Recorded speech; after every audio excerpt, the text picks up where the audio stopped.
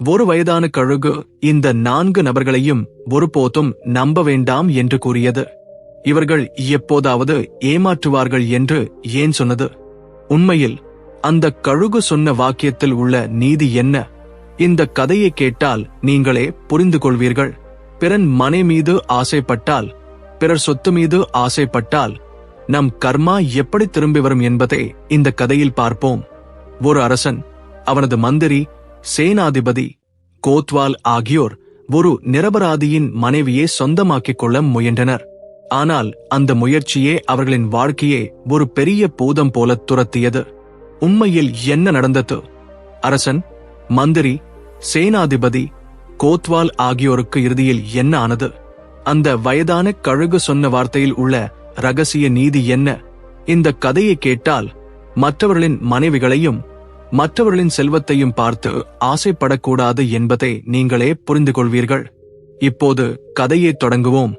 நீங்களே தீர்ப்பு சொல்லுங்கள். வணக்கம் அன்பான பார்வையாளர்களே. ஒரு கிராமத்தில் ராமு என்ற விவசாயி இருந்தார். அவருக்கு 4 மகன்கள்.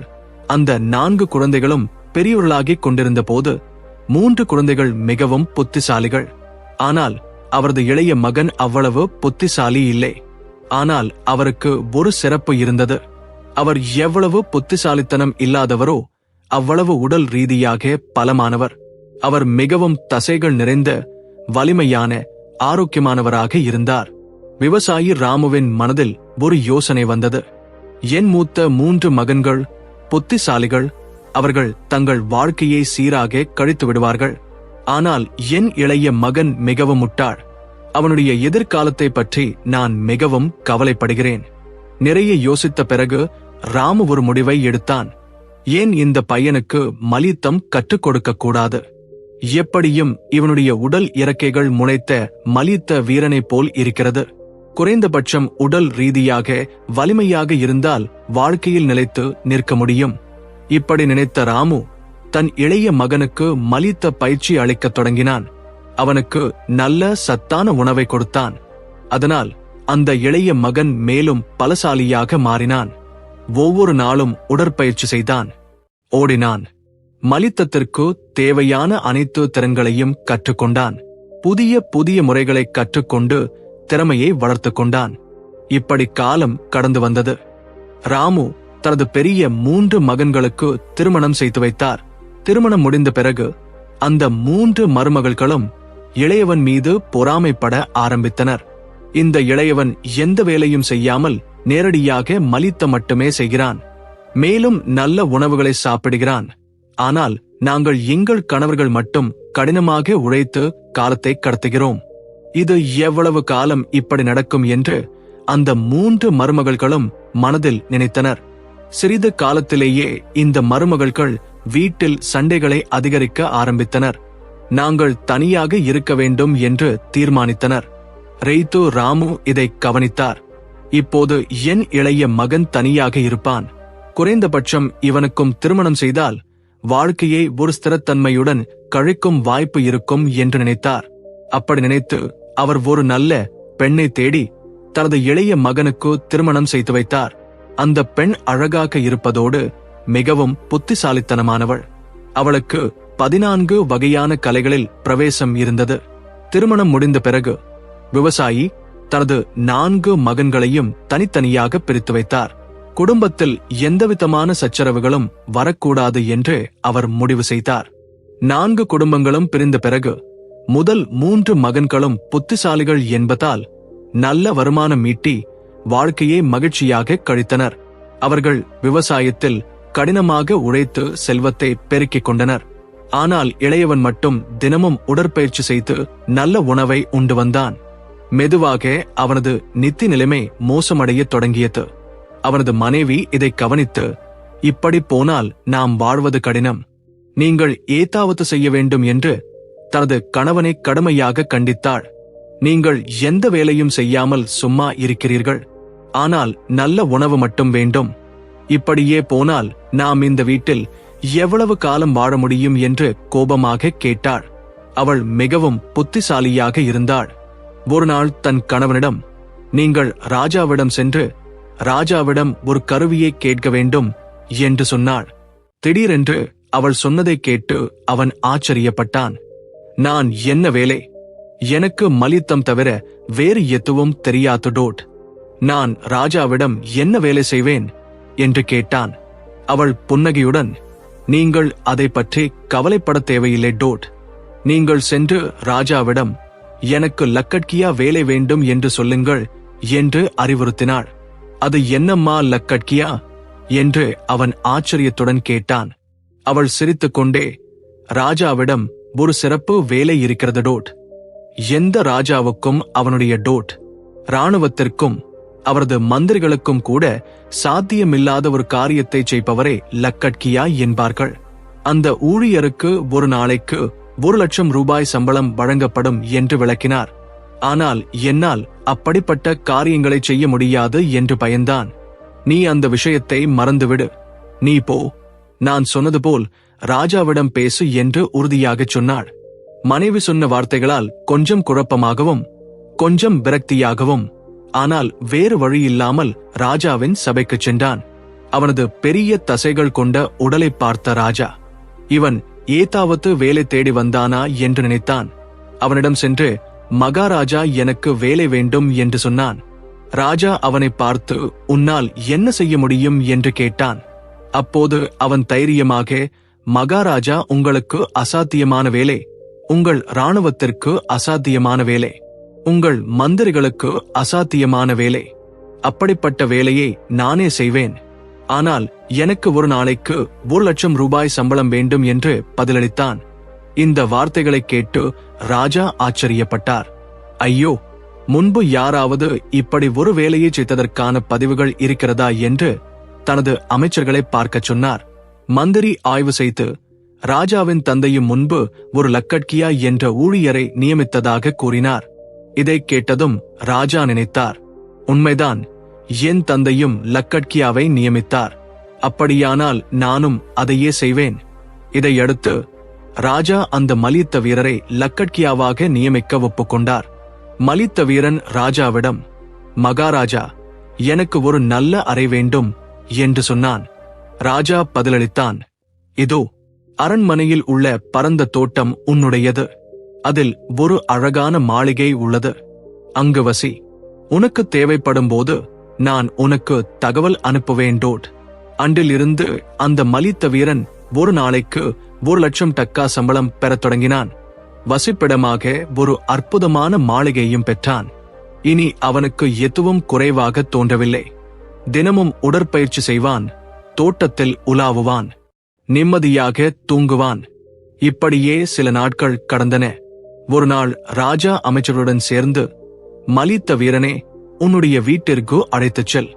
உன்னுடைய சூழல் எப்படி இருக்கிறது என்று பார்க்க வேண்டும் என்று கேட்டான். மலித்த வீரன் அவர்களின் வார்த்தையை மறுக்க முடியாமல் தனது சொந்த கிராமத்திற்கு ராஜாவையும் அமைச்சர்களையும் அழைத்துச் சென்றான். அவனுடைய மனைவி அபூர்வ அழகு கொண்டவள், இன்னும் அற்புதமாக சமைக்கும் வித்தை கற்றவள். ராஜாவையும் மந்திரியையும் கௌரவித்து தன் கைகளால் சுயமாக ருசியான உணவை பரிமாறினாள். ராஜா அவளது அழகை கவனித்து ஆச்சரியப்பட்டார். இவ்வளவு அழகான பெண் எங்கள் ராஜபவனில் இல்லை. என் ராணியும் இவளுக்கு முன் அழகாக தெரியவில்லை என்று மனதில் நினைத்துக் கொண்டார். உணவுக்குப் பிறகு ராஜாவும் மந்திரிகளும் மீண்டும் அரண்மனைக்கு வந்தனர். ராஜா மந்திரியிடம், உண்மையாகவே மந்திரி, அந்த மல்யுத்த வீரனின் மனைவி அற்புதமாக இருக்கிறாள். அவளை என் மனைவியாக மாற்றிக்கொள்ள விரும்புகிறேன். என்ன செய்ய வேண்டும் என்று கேட்டார். மந்திரி, மகாராஜா, இது எங்கள் அனுபவங்களின் அடிப்படையில் சொல்ல முடியும் டோட். அரசர்களின் நடத்தை யோகிகளின் நெருப்பை போன்றது. எதுவும் வேண்டுமென்றால் அதை ஒரு உத்தியுடன் அடைய வேண்டும் என்று ராஜா ஒப்புக்கொண்டார். அன்றிலிருந்து ராஜா மற்றும் மந்திரி மலித்த வீரரின் மனைவியை தங்கள் கட்டுப்பாட்டிற்குள் கொண்டுவர ஒரு பெரிய சதித்திட்டத்தை தீட்டத் தொடங்கினர்.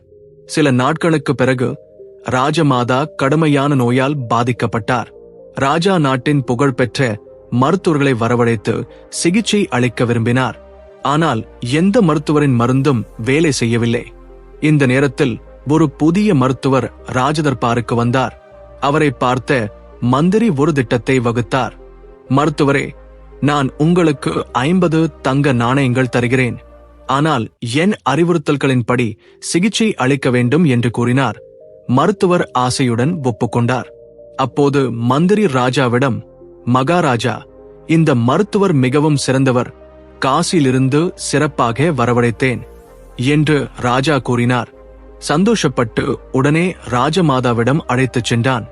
வைத்தியர் அவரது நாடியை பரிசோதித்து, மகாராஜா, இவளுக்கு ஒரே ஒரு மருந்துதான் வேலை செய்யும், அது கிடைக்காது என்று சொன்னார். ராஜா ஆச்சரியப்பட்டு, அது என்ன என்று கேட்டார். வைத்தியர், மகாராஜா, அது மிகவும் அபூர்வமானது, அப்படிப்பட்ட ஒன்றே பெறுவது மிகவும் கடினம் என்று ராஜாவிடம் சொன்னார். உடனே அச்சிவிட்டு, நீங்கள் சொல்லுங்கள் வைத்தியரே, எந்த மருந்தாக இருந்தாலும் நான் கொண்டு வருகிறேன் என்று சொன்னார். வைத்தியர் தலையசைத்து சொன்னார், மகாராஜா, நீங்கள் 4 ஹூர்பிலா விலங்குகளை கொண்டு வந்தால் உங்கள் தாய் விரைவில் குணமடைவார். அவற்றின் எண்ணெயை எடுத்து மசாஜ் செய்தால் ஆரோக்கியம் கிடைக்கும். வைத்தியரின் வார்த்தைகளை கேட்ட ராஜா சிறிது நேரம் யோசித்து, இந்த ஃபூர்பிலா என்ற விலங்குகள் எங்கே கிடைக்கும் என்று கேட்டார்.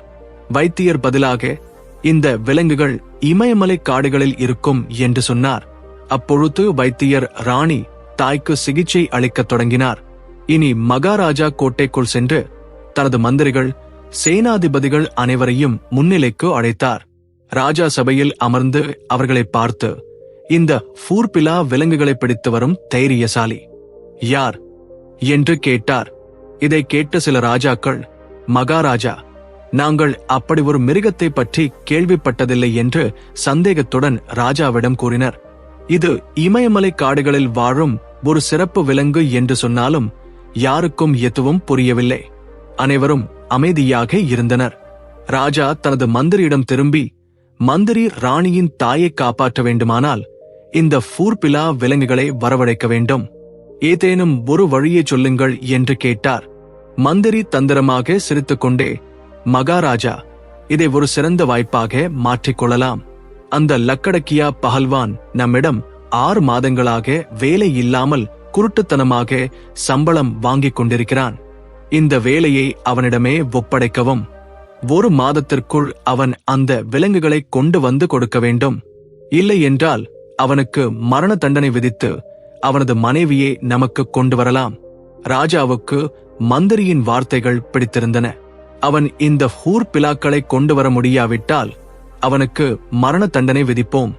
அப்போது அவனது மனைவி நமது ராஜமகாலத்திற்கு வருவாள் என்று சொன்னார். உடனே ராஜா 4 வீரர்களை அனுப்பி பஹல்வானை கோட்டைக்கு வரவழைத்தார். ராஜா முன் நின்ற பஹல்வானை பார்த்து, நீ எத்தனை நாட்களாக ஒரு வேலைக்கும் உதவாதவனாக இருக்கிறாய், இப்போது உனக்கு ஒரு முக்கியமான வேலை இருக்கிறது என்றார். பஹல்வான் பணிவுடன், மகாராஜா, கட்டளையிடுங்கள், நான் நிச்சயமாக செய்ய முடியும் என்றார் ராஜா. உனக்கு 1 மாதம் அவகாசம் தருகிறேன். நீங்கள் 4 ஹூர்பிலாக்களை பிடித்துக் கொண்டு வர வேண்டும், இல்லையெனில் மரண தண்டனை தவிர்க்க முடியாதது என்று கடுமையான குரலில் கூறினார். இந்த வார்த்தைகளை கேட்ட பஹல்வான் பதற்றமடைந்தார். தான் என்ன செய்ய வேண்டும் என்று அவருக்கு புரியவில்லை. சிறிது நேரத்திற்கு பிறகு தனது தோட்டத்திற்கு சென்று யோசிக்கத் தொடங்கினார். இந்த ஃபூர்பிலா எங்கே கிடைக்கும், அவை உண்மையில் எப்படி இருக்கும் என்று தனக்குள்ளேயே நினைத்துக் கொண்டார். எனக்கு இன்னும் 2 மாதங்கள் அவகாசம் உள்ளது, நான் சென்று தேடுவேன் என்று தீர்மானித்தார். ஆனால் 4 நாட்கள் தனது தோட்டத்திலேயே கழித்தார். இந்த விஷயம் ராஜா, மந்திரி, இராணுவ அதிகாரிகளின் கவனத்திற்கு வந்தது. அந்த மலித்த வீரர் இன்னும் போகவில்லை, 4 நாட்களாக தோட்டத்திலேயே தங்கிவிட்டார் என்று அவர்கள் அனைவரும் நினைத்தார்கள். இதுவே அமைச்சருக்கு சரியான நேரம் என்று தோன்றியது.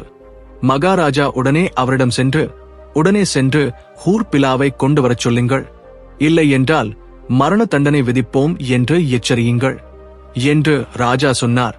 தலையை அசைத்து, நல்லது, நானே அவரிடம் செல்கிறேன் என்று சொன்னார். அந்த இரவு ராஜா தனது சில காவலர்களுடன் மலித்த வீரரின் வீட்டிற்கு சென்றார்.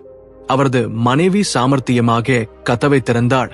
ராஜாவை பார்த்து வணங்கி, மகாராஜா, நீங்கள் எங்கள் வீட்டிற்கு வந்தது எங்களுக்கு மிகுந்த மரியாதையாகும், தயவு செய்து உள்ளே வாருங்கள், நான் உங்களுக்காக சிறந்த உணவை தயார் செய்கிறேன் என்று மென்மையான குரலில் சொன்னாள். ராஜா மகிழ்ச்சியுடன், உன் கணவர் வீட்டில் இல்லையா என்று கேட்டார். மலித்த வீரரின் மனைவி, ஆம் மகாராஜா, அவர் வீட்டில் இல்லை என்று சொன்னாள். ராஜா அவரது அழகை பார்த்து ஈர்க்கப்பட்டார்.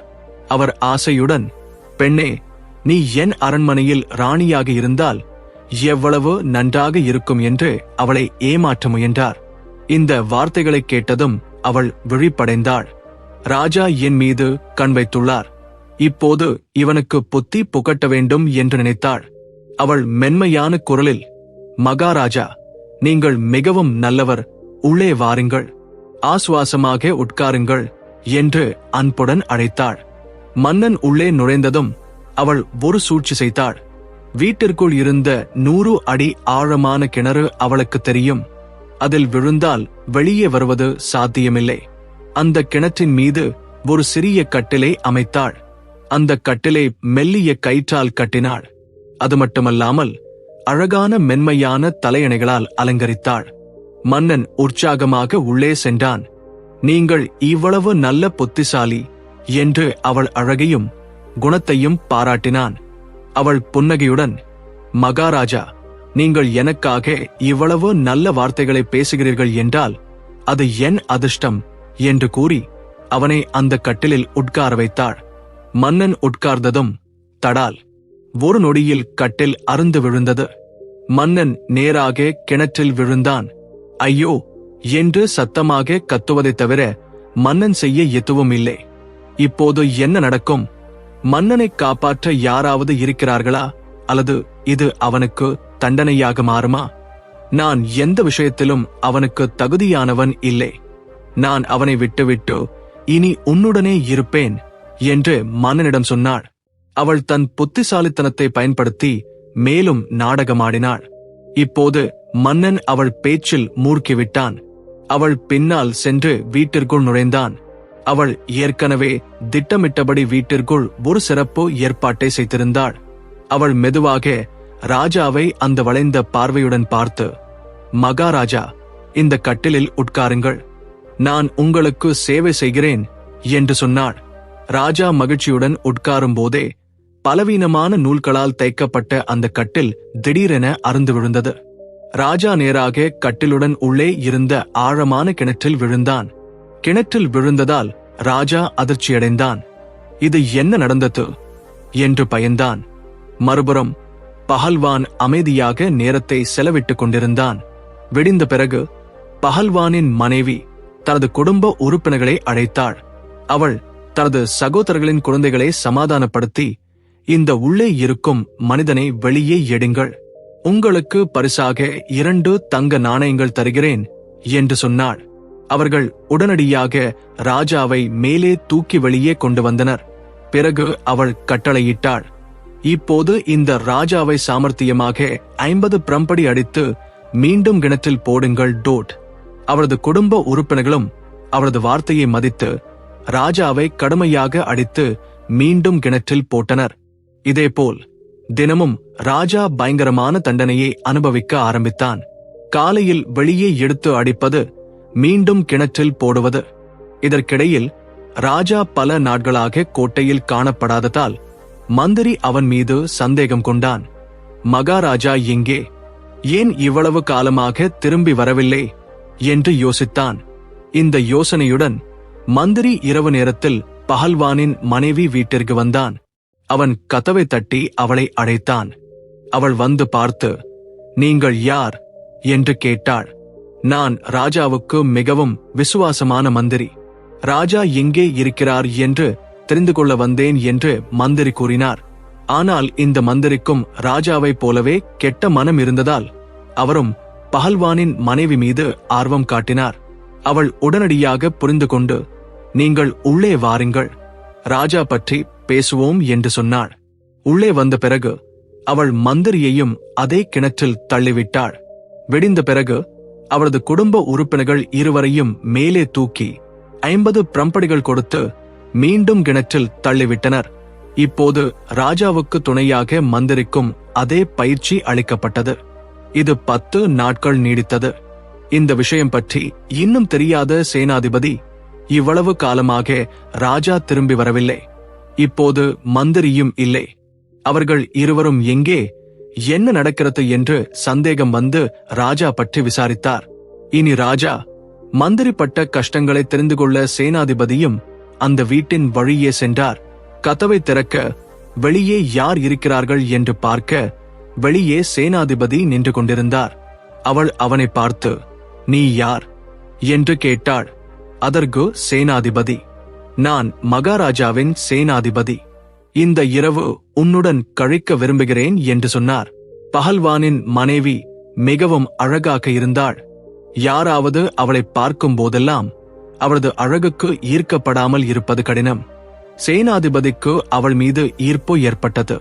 ஆனால் பஹல்வானின் மனைவி மிகவும் புத்திசாலி. அவனது நோக்கம் தவறானது என்று உடனடியாக புரிந்து கொண்டாள். அவள் சாமர்த்தியமாக, ஆஹா, வாருங்கள், எங்கள் வீட்டிற்கு வருக என்று சொன்னாள். சேனாதிபதி அவளது பேச்சில் மயங்கினார். அவள் இனி என் மனைவியாகவே இருப்பாள் என்று நினைத்தான். ஆனால் பஹல்வானின் மனைவி தனது புத்திசாலித்தனத்தால் அனைவரின் திட்டங்களையும் முன்கூட்டியே புரிந்து கொள்ளும் ஒரு நபர். அவள் சேனாபதியே தன் வீட்டிற்குள் அழைத்துச் சென்றாள். அவனுக்கு உட்காரும்படி சைகை செய்தாள். சேனாபதி மகிழ்ச்சியுடன் அவள் காட்டிய நாற்காலியில் அமர்ந்தான். ஆனால் அது சாதாரண நாற்காலி அல்ல. அது கச்சா சூதாவால் செய்யப்பட்ட ஒரு கட்டில். அவன் உட்கார்ந்தவுடன் கட்டில் உடைந்து சேனாபதி நேராக அடியில் இருந்த கிணற்றில் விழுந்தான். கீழே மகாராஜாவின் மந்திரி ஏற்கனவே இருந்தார். சேனாபதியை பார்த்து அவர்கள் ஆச்சரியப்பட்டனர். மகாராஜா, ஐயோ, நீ ஏன் இங்கு வந்தாய் என்று ஆச்சரியத்துடன் கேட்டார். சேனாபதி, மகாராஜா, நீங்கள் அனைவரும் எங்கு போனீர்கள் என்று கண்டுபிடிக்க வந்தேன். ஆனால் நானும் இங்கு விழுந்துவிட்டேன் என்று விரக்தியுடன் சொன்னான். மகாராஜா சிரித்துக்கொண்டே, அதேதான், நீ எங்களை தேடி இங்கு வந்து சிக்கிக் கொண்டாய் என்றார். மந்திரியுடன் சேர்ந்து, ராஜசேனாபதிக்கு இன்னும் எவ்வளவு ஆகும், நாளை காலை பார் என்றார்கள். காலையில் பஹல்வானின் மனைவி தன் உறவினர்களை அழைத்தாள். அவர்கள் வந்து கிணற்றில் ஒரு பெரிய கயிற்றை போட்டார்கள். முதலில் ராஜாவை மேலே தூக்கினார்கள். அவனை சாதாரணமாக அல்லாமல் ஒரு பலமான தூணில் கட்டினார்கள். பின்னர் மந்திரியையும் மேலே தூக்கினார்கள். கடைசியாக சேனாபதியை மேலே தூக்கி அவரையும் தூணில் கட்டினார்கள். அதன் பிறகு பஹல்வானின் மனைவி அவர்களை தண்டிக்க வேண்டும் என்ற எண்ணத்துடன் கட்டளையிட்டாள். கைதி எண் 1 ராஜாவுக்கு 255 சவுக்கடிகள், கைதி எண் 2 மந்திரிக்கு 200 சவுக்கடிகள், கைதி எண் 3 சேனாபதிக்கு 300 சவுக்கடிகள். அவள் சொன்னதை கேட்டவுடன் அவளுடைய உறவினர்கள் கம்புகளை எடுத்துக்கொண்டு ராஜா, மந்திரி, சேனாபதி மீது சவுக்கடிகளை பொழிந்தனர். அவர்களுக்கு உடலில் காயங்கள் ஏற்பட்டன. அதன் பிறகு அவர்களை மீண்டும் கிணற்றில் வீசினார்கள்.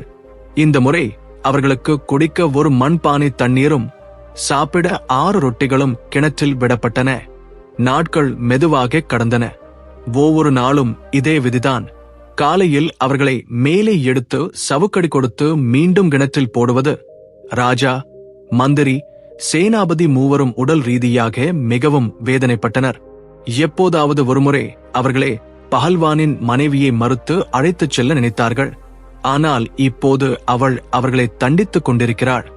ஒரு நாள் கோத்வால் ராஜ்யத்தில் சட்டம் ஒழுங்கு பொறுப்பாளர் இதை பற்றி விசாரித்தார். மகாராஜா, மந்திரி, சேனாபதி மூவரும் பஹல்வானின் மனைவி வீட்டிற்கு சென்று இதுவரை வரவில்லை. அங்கு என்ன நடக்கிறது? நான் சென்று பார்க்க வேண்டும் என்று முடிவு செய்தார். கோத்வால் குதிரையில் புறப்பட்டார். அவள் வீட்டின் அருகே வந்து கதவை தட்டினார். பஹல்வானின் மனைவி வெளியே வந்தாள். அவள் கேட்டாள், நீ யார்? கோத்வால், நான் ராஜாவின் கோத்வால், உங்களை சந்திக்க வந்தேன் என்று சொன்னான். அவள் முகத்தை பார்த்தவுடனேயே கோத்வாலும் அவளது அழகில் மயங்கிவிட்டான். நான் இந்த இரவு இங்கேயே கழிப்பேன் என்று சொன்னான். பஹல்வானின் மனைவி புன்னகையுடன் வரவேற்று அவனை உள்ளே அழைத்துச் சென்றாள். மற்றவர்களைப் போலவே கோத்வாலும் அவளது பேச்சில் மூழ்கிவிட்டான். அவள் அவனை அதே பழைய கட்டிலில் உட்காரச் சொன்னாள். கோத்வால் பெருமையுடன் உட்கார்ந்தவுடன் கட்டில் உடைந்து நேராக கிணற்றில் விழுந்தான். அங்கே கீழே ராஜா, மந்திரி, சேனாபதி மூவரும் இருந்தனர். கோத்வால் விழுவதை பார்த்தவுடனேயே ராஜா சிரித்தான். ஆஹா, நீ வந்துவிட்டாயா?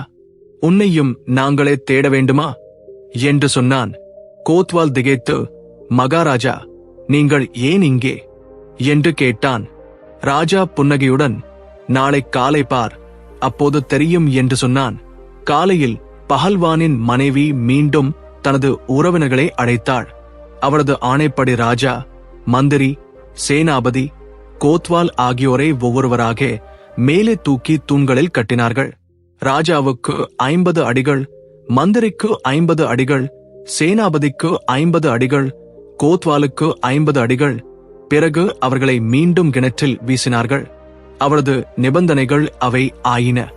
ஒவ்வொரு நாளும் காலையில் அவர்களை மேலே தூக்கி கோழி கொத்தி மீண்டும் கிணற்றில் போடுவது. இப்போது ராஜா, மந்திரி, சேனாதிபதி, கோத்வால் ஆகியோர் கிணற்றில் சித்திரவதை அனுபவித்து வருகின்றனர். அவர்களுக்கு சாப்பிட வெறும் 8 ரொட்டிகளும் குடிக்க ஒரு குடம் தண்ணீரும் மட்டுமே இருந்தன. அப்போது ராஜாவுக்கு ஒரு யோசனை வந்தது. இங்கிருந்து எப்படி தப்பிப்பது? பஹல்வான் தன் மனதில் யோசிக்க ஆரம்பித்தான். இப்போது நானும் ஒரு நாளும் காலையில் அவர்களை மேலே தூக்கி கோழியை அடித்து மீண்டும் கிணற்றில் போடுவது. இப்போது ராஜா, மந்திரி, சேனாதிபதி, கோத்வால் ஆகியோர் கிணற்றில் சித்திரவதை அனுபவித்து வருகின்றனர். அவர்களுக்கு சாப்பிட வெறும் 8 ரொட்டிகளும் குடிக்க ஒரு குடம் தண்ணீரும் மட்டுமே இருந்தன. அப்போது ராஜாவுக்கு ஒரு யோசனை வந்தது. இங்கிருந்து எப்படி தப்பிப்பது? பஹல்வான் தன் மனதில் யோசிக்கத் தொடங்கினான். இப்போது நான் ஃபூர் பிலாக்களை எங்கிருந்து கொண்டு வருவது? நான் உண்மையை சொன்னால் ராஜா என்னை நிச்சயமாக தூக்கிலிட்டு விடுவார். அப்படி யோசித்துக் கொண்டே தன் மனைவியிடம் செல்ல முடிவு செய்தான். ஆனால் அவள் ஏதாவது தீர்வு சொல்வாளோ என்று நினைத்து விரக்தியுடன் தன் மனைவியிடம் சென்றான். தன் கணவனின் முகம் வாடியிருப்பதைக் கண்ட மனைவி, என்ன ஆயிற்று? ஏன் இவ்வளவு சோகமாக இருக்கிறீர்கள் என்று கேட்டாள். பஹல்வான் பதிலளித்தான், ராஜா எனக்கு மரண தண்டனை விதிக்கப் போகிறார். அவள் ஆச்சரியத்துடன், என்ன, ராஜா ஏன் உங்களை தூக்கிலிடப் போகிறார் என்று கேட்டாள். பஹல்வான் துக்கத்துடன், ராஜா எனக்கு ஒரு வேலையை ஒப்படைத்தார், ஆனால் அது என்னால் செய்ய முடியாதது என்று சொன்னான். அவள் மேலும் ஆவலுடன், என்ன வேலை சொல்லுங்கள் என்று கேட்டாள். அப்போது பஹல்வான் ராஜா சொன்ன விஷயத்தை தன் மனைவிக்கு விளக்கினான். மகாராஜா என்னை ஹூர் பிலாக்களை பிடித்து வரச் சொன்னார். அவை இமயமலை காடுகளில் உள்ளன. அந்த விலங்குகளில் இருந்து எண்ணெய் எடுத்து ராஜமாதாவுக்கு மசாஜ் செய்ய வேண்டும். அவள் உடல்நிலை சரியில்லை. அவன் மனைவி சிரித்துக்கொண்டே, இவ்வளவு சிறிய விஷயத்திற்காக இவ்வளவு கவலைப்படுகிறாயா? என்ன நடந்ததோ என்று நான் பயந்தேன். நம் காடுகளில் அந்த ஹூர் பில்கள் நிறைய உள்ளன. நான் என் குழந்தைகளுடன் பிடித்து உன்னிடம் ஒப்படைக்கிறேன். ஆனால் நீ 4 அல்லது 5 நாட்கள் சாதாரண வீட்டிற்கு சென்று வரலாம். அவர்கள் நான் பார்க்க வேண்டும் என்று விரும்புகிறார்கள் என்று சொன்னாள். தன் மனைவி வார்த்தைகளை நம்பிய பஹல்வான், அது உண்மைதான், என் மனைவி என்னை நிச்சயம் காப்பாற்றுவாள் என்று நினைத்து மகிழ்ச்சியாக தன் சாதாரண வீட்டிற்கு புறப்பட்டான். இனி பஹல்வான் மனைவி தன் குடும்பத்தில் உள்ள சிறிய குழந்தைகள் அனைவரையும் அழைத்து, நீங்கள் கிளி, புறா, மயில், மற்ற பறவைகளின் இறகுகளை அதிகமாக சேகரிக்க முடிந்தால் அவ்வளவு நல்லது. அவற்றை ஒரு அறையில் கொட்ட வேண்டும் என்று உத்தரவிட்டாள். குழந்தைகள் சுறுசுறுப்பாக வேலை செய்து வெறும் 2 நாட்களில் அந்த அறையை இறகுகளால் நிரப்பிவிட்டனர். 3ஆம் நாள் அவள் மீண்டும் தன் குடும்ப உறுப்பினர்களை அழைத்து, இப்போது 2 குவிண்டால் டார்கோல் காய்ந்த கற்கள் எண்ணெய் கொண்டு வாருங்கள் என்று சொன்னாள். அப்படி டார்கோலை கொண்டு வந்து பெரிய பாத்திரத்தில் சூடுபடுத்தி மென்மையாக்கி பின்னர் குளிர்விக்க வைத்தனர். முழுவதும் குளிர்ந்த பிறகு அதை பெரிய பாத்திரத்தில் ஊற்றினர். அதன் பிறகு பஹல்வான் மனைவி அந்த கிணற்றில் முதல் முறையாக கயிறை விட்டாள். ராஜா தன் மனதில், அடட்டா, இன்று என்னை மதியத்திலிருந்தே அழைக்கிறார்கள். சாதாரணமாக அழைப்பது காலையில்தான். இப்போது என்ன நடக்கப் போகிறது என்று நினைத்தான். ராஜா அமைதியாக மேலே வந்தான்.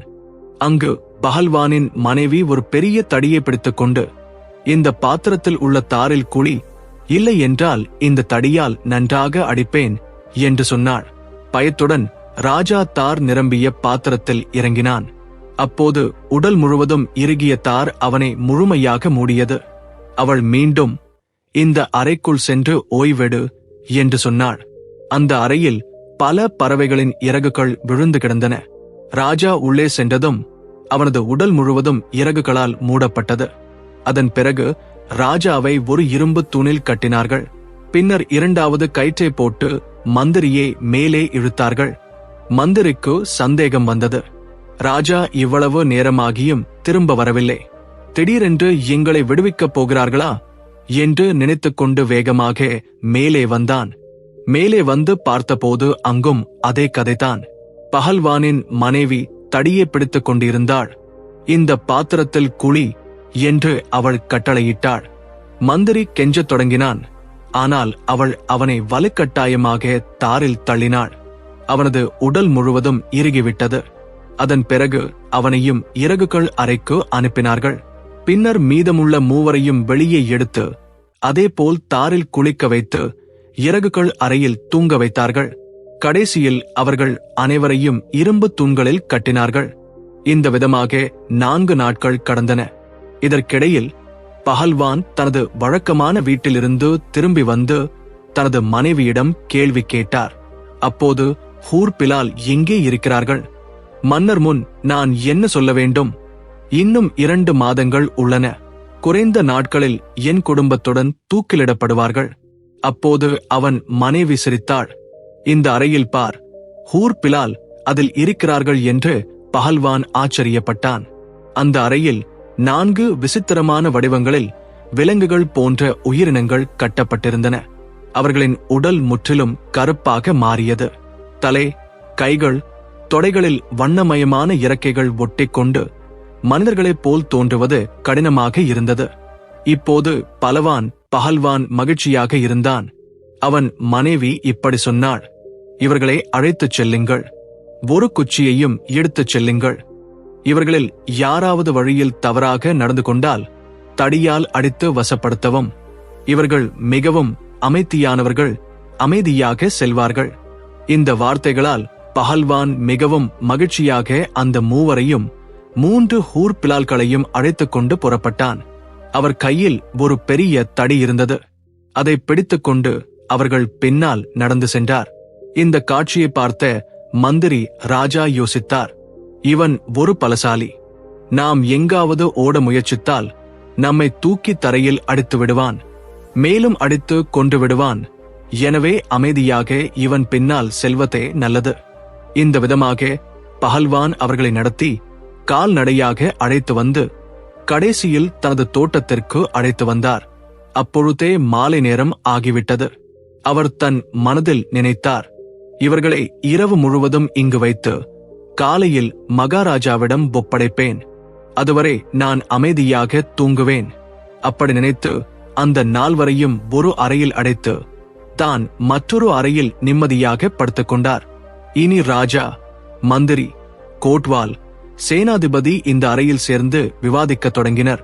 காலையில் பஹல்வான் நம்மை ராஜசபைக்கு அழைத்துச் சென்றாள். இனி ராணி நம் எண்ணெயை எடுக்க தயாராக இருப்பாள்.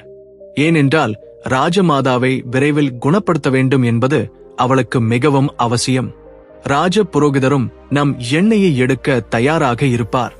அதாவது நமக்கு மரணம் நிச்சயம். அப்போது ராஜா சொன்னார், இங்குள்ள ரகசிய பாதை என் மாளிகையின் பெரிய கோட்டை வரை நேராகச் செல்கிறது. நீங்கள் செய்ய வேண்டியதெல்லாம் இந்த கல்லை அகற்றி அந்த பாதை வழியாக நான் செல்லும்படி செய்யுங்கள். 4வரும் கடுமையாக முயற்சி செய்து கல்லை தூக்கி ராஜாவை அந்த ரகசிய பாதையில் இறக்கினர். ராஜா அந்த பாதை வழியாகச் சென்று நேராக தன் ராஜ மாளிகைக்குள் நுழைந்தார். ராஜா தன் மாளிகைக்குள் வந்தவுடன் அவர் சத்தமாக கத்தத் தொடங்கினார். ராணி வெளியே வந்து பார்த்தாள். ராஜாவை பார்த்தவுடன் அவள் பயத்தில் அலறினாள். ஏனென்றால் ராஜா முற்றிலும் விசித்திரமாக மாறிவிட்டார். அவர் உடல் முழுவதும் வளர்ந்திருந்தது. பறவைகளின் இறக்கைகள் ஒட்டிக் கொண்டிருந்தன. ராணி தன் வாழ்நாளில் இவ்வளவு விசித்திரமான மனித உருவத்தை ஒருபோதும் பார்த்ததில்லை. உடனே அவள் பயத்தில் அலறினாள். ராணி அலறுவதை கேட்டு வேலைக்காரர்கள், மக்கள், வீரர்கள் அங்கு வந்தனர். ராஜாவை பார்த்ததும் அனைவரும் அவரை அடிக்க ஆரம்பித்தனர். இந்த விசித்திரமான விலங்கு எங்கிருந்து வந்தது என்று அனைவரும் ஒருவருக்கொருவர் பேசிக்கொண்டு அவரை தாக்கினர். ராஜா சத்தமாக கத்திக்கொண்டே சொன்னார், என்னை அடிக்காதீர்கள், நான் உங்கள் ராஜா. ஆனால் யாரும் அவர் பேச்சை கேட்கவில்லை. சிறிது நேரம் கழித்து ராஜா சத்தமாக கத்திய போது ராணி அவரது குரலை அடையாளம் கண்டாள். அப்போது அவள் கேட்டாள், நீங்கள் உண்மையிலேயே ராஜாவாக இருந்தால் உங்கள் நிலைமை எப்படி இப்படி மாறிவிட்டது? இது என்ன? ராஜா மூச்சு விட்டு சொன்னார், முதலில் அமைதியாக இருங்கள். என்னை ஒரு அறைக்கு அழைத்துச் செல்லுங்கள். மண் எண்ணெய் கொண்டு வாருங்கள். எனக்கு சீக்கிரம் அந்த எண்ணெயில் குளிக்க வையுங்கள். அப்போது ராணி வேலைக்காரர்களுக்கு உத்தரவிட்டு மண்ணெண்ணெய் கொண்டு வரச் சொன்னாள். ராஜா அந்த எண்ணெயில் குளித்தார். அப்பொழுது அவனது உடலில் இருந்த சாம்பல் தார், நிலக்கரி எரிந்த கந்தகப் பொருள் அனைத்தும் நீங்கிவிட்டது. ஆனால் ராஜா முற்றிலும் சிவப்பாக மாறிவிட்டான். ஏனென்றால் முன்பு அவனது மக்கள் அவனை அடித்துவிட்டனர். அவனது உடல் முழுவதும் காயமடைந்தது. ராஜா மிகுந்த வலியுடன் தூங்கினான். இரவு முழுவதும் கடந்து காலை ஆனது. ராஜா புதிய ஆடைகளை அணிந்து தனது ராஜசபையில் வந்து அமர்ந்தான். இப்போது பஹல்வானும் காலையில் எழுந்தான். அவன் உடனடியாக அடைக்கப்பட்ட அறையை திறந்தான். ஆனால் அவன் பார்த்த காட்சியைக் கண்டு திகைத்து போனான்.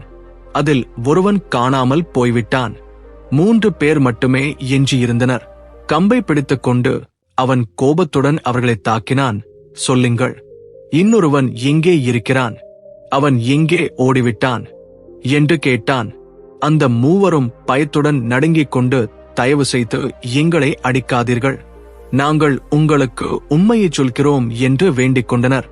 ஆனால் பஹல்வான் கோபமாக சத்தமாக கத்தினார், நான் இனி கேட்கும் நிலையில் இல்லை. மகாராஜா என்னிடம் கேட்டால், 4வரில் ஒருவர் எங்கு போனார் என்று கேள்வி கேட்டால், அவர் என்னையும் என் குடும்பத்தையும் கூட தூக்கி எறிந்து விடுவார். உடனே சொல்லுங்கள், அவர் எங்கே? அப்போது அந்த 3வரும் இப்படி சொன்னார்கள், நீங்கள் மகாராஜாவிடம் இப்படி சொல்லுங்கள், மகாராஜா நீங்களே எல்லாவற்றையும் தெரிந்து கொள்ள விரும்பினால் நாங்கள் உங்கள் உண்மையான ரகசியங்களை வெளிப்படுத்துவோம் என்று சொல்லுங்கள். அந்த வார்த்தையை கேட்டதும் ராஜா பதற்றமடைந்தார். அப்போது அவர், உங்களுக்கு எதுவும் செய்ய முடியாது. பஹல்வான் இந்த வார்த்தைகளை கேட்டுதான் எந்த ஆபத்திலும் சிக்கப் போவதில்லை என்ற மாயையில் விழுந்து மிகவும் மகிழ்ச்சியடைந்தார். உடனே அந்த 3வரையும் அழைத்துக் கொண்டு ராஜசபைக்கு புறப்பட்டார். ராஜசபையில் சேர்ந்தபோது முழு சபையும் அந்த 3வரையும் பார்த்து ஆச்சரியப்பட்டது. அனைவரும் அவர்களை பார்த்து சிரிக்க ஆரம்பித்தனர். இப்படிப்பட்ட விசித்திரமான விலங்குகளை இதுவரை யாரும் பார்த்ததில்லை என்று பேசிக்கொண்டனர். பஹல்வான் ராஜாவிடம் சொன்னார், மகாராஜா, இதுதான் உங்களுக்கு தேவையான 3 ஹூர்பில்கள் இதோ. ராஜா அந்த 3வரையும் பார்த்து பஹல்வானை பார்த்த ராஜா ஆச்சரியத்துடன் சொன்னார், ஐயோ, நான் உன்னிடம் 4 ஹூர்பில்களை கேட்டேன். ஆனால் இவை 3 தான். இன்னொன்று எங்கே? நான் உடனடியாக உங்களை தூக்கிலிடுவேன். இதற்கு பல்வான் தைரியமாக பதிலளித்தார். மகாராஜா, நீங்கள் அதிகமாக பேசினால் நான் உங்கள் முழு ரகசியத்தையும் வெளிப்படுத்துவேன். அப்போது நீங்கள் பட்டப்பகலில் இங்கேயே அவமானப்படுவீர்கள். பல்வானின் பேச்சை கேட்ட ராஜா உடனடியாக இறங்கி வந்தார். அவருக்கு எல்லாம் புரிந்தது. இவருக்கு எல்லாம் தெரிந்துவிட்டது போலிருக்கிறது. இப்போது ஏதாவது தவறாக பேசினால் என் மரியாதை போய்விடும் என்று ராஜா மனதில் நினைத்தார். அன்புள்ள பார்வையாளர்களே, ராஜா மீதமுள்ள 3வரையும் அமைதியாக வீட்டிற்கு அனுப்பினார். விரைவில் சென்று குளித்து சுத்தமாக மாறுங்கள் என்று அவர்களுக்குச் சொன்னார். அவர்களும் தங்கள் தங்கள் வீடுகளுக்குச் சென்று எண்ணெயில் குளித்து உடலை சுத்தம் செய்து பழைய ஆடைகளை களைந்து ராஜசபைக்கு ஏற்றவாறு அழகான ஆடைகளை அணிந்து கொண்டனர். இப்போது ராஜா, மந்திரி, கோத்வால், சேனாதிபதிகள் சேர்ந்து பேசிக் கொண்டிருந்தனர். ஒருவேளை நாம் பல்வானின் மனைவியை அடைய வேண்டும் என்ற ஆசையை காட்டாமல் இருந்திருந்தால் நாம் இந்த நிலைக்கு ஆளாகி இருக்க மாட்டோமோ என்று வருந்தினர். இப்போதைய சூழ்நிலையில் நாம் இந்த விஷயத்தை வெளிப்படுத்த முடியாது. ஏனென்றால் ஒருவேளை பல்வானின் மனைவி மீது பழிவாங்க நினைத்தால் அவர்கள் ராணிக்கும் ராஜ்ய மக்களுக்கும் எல்லாவற்றையும் சொல்லிவிடுவார்கள். அப்போது நம் மரியாதை போய்விடும். இந்த எண்ணத்துடன் அவர்கள் இந்த ரகசியத்தை தங்கள் இத்தயங்களிலேயே மறைத்து வைக்க முடிவு செய்தனர். பல்வானுக்கு எந்தவித கஷ்டமும் கொடுக்காமல் அந்த விஷயத்தை அங்கேயே முடித்துவிட்டனர். பல்வான் மகிழ்ச்சியுடன் ராஜாவிடம் வேலை செய்து கடந்த கால நிகழ்வுகளை முற்றிலும் மறந்து தனது வாழ்க்கையை தொடர்ந்தார். அன்புள்ள பார்வையாளர்களே, இந்த கதை நமக்கு சொல்லும் நீதி என்னவென்றால், மற்றவர்களின் பெண்களையும் மற்றவர்களின் செல்வத்தையும் கவர்ச்சியுடன் பார்க்காதீர்கள். யாராவது ஒரு அந்நிய பெண்ணின் மீது தவறான எண்ணம் கொண்டிருந்தால், அல்லது மற்றவர்களின் செல்வத்தை அநியாயமாக சொந்தமாக்கிக் கொள்ள நினைத்தால், அதற்குரிய விலையை நிச்சயம் செலுத்த வேண்டியிருக்கும். இத்தகைய குணம் கொண்டவர்களை நம் வீட்டிற்குள் நுழைய அனுமதிக்க கூடாது. இது மட்டுமல்ல, ஆபாசமான ஆசைகள், அதிக பண ஆசை கொண்டவர்கள், தர்ம சாஸ்திரங்களை படிக்காதவர்கள், கேட்காதவர்கள், யாரையும் முன்மாதிரியாக கருதாதவர்கள், தர்ம நாணம் இல்லாதவர்கள், வழி தெரியாத மனிதர்கள், கடவுள் மீது பயபக்தி இல்லாத மிருகங்களை போன்ற சிந்தனை கொண்டவர்கள், இந்த வகையான நபர்கள் எப்போதும் மற்றவர்களின் பெண்களையும் மற்றவர்களின் செல்வத்தையும் கவர்ச்சியாக பார்ப்பார்கள். ஆகவே மற்றவர்களின் செல்வம், மற்றவர்களின் பெண்கள் மீது கவர்ச்சியை வளர்த்துக் கொள்ளாதீர்கள். இல்லையெனில் தேவையற்ற கஷ்டங்களில் சிக்குவீர்கள். அன்புள்ள பார்வையாளர்களே, இன்று நமது கதை இத்துடன் முடிவடைகிறது.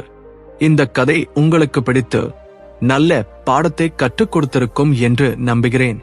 இந்த கதையிலிருந்து நீங்கள் நிறைய உத்வேகம் பெறுவீர்கள் என்று உறுதியாக நம்புகிறேன். மேலும் இது போன்ற பல ஜனவரி விவாதங்களுக்காக நாம் மீண்டும் சந்திப்போம். அடுத்த வீடியோவில். நன்றி.